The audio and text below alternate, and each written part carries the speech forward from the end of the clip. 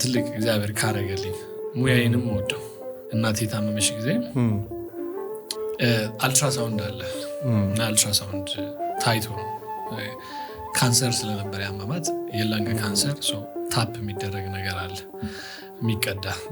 ኮምፕሊኬትድ እና ፔንፉል ፕሮሰስ ነው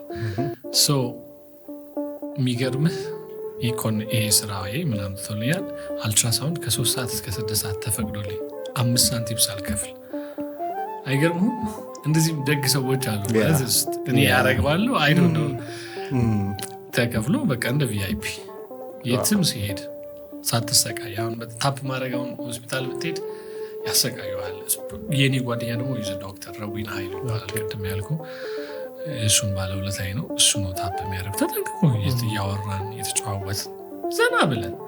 ይህንን ማን ያገኛል ከፍለም እኮ አታገኝ ብዙ እስከ ህክምናዋ መጨረሻ ሰው ያየውበት ምን ይላሉ ኪንግ አንተ እኔ ንጉስ ነኝ ትላለህ እናት እንደ ንግስት ነው የታከመችው ይሉኛል አይገርም የምትለው ነገር ይሄን የሰጠኝ ሙያዬ ነው ያኔ ሰለብሬት አድርጌያለሁ እግዚአብሔርን አመሰግነዋለሁ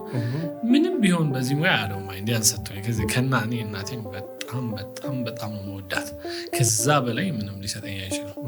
ያኔ ሰለብሬት አድርጌያለሁ